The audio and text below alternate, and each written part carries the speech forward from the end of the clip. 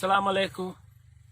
We're here again showing the differences with the use of the protocol of Mr. Babar.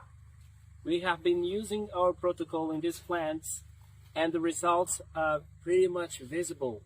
The size of the leaf, the growth, and also the shining and the greenish of the plant. As we can see, the difference with these plants to which we haven't applied the protocol of Mr. Babar. There's a lot of gap between the plants and the growth is very shy. And also, this is are starting to grow in the plants. While in the plants where we have used the protocol, this is not happening. Great difference. Allahu Akbar.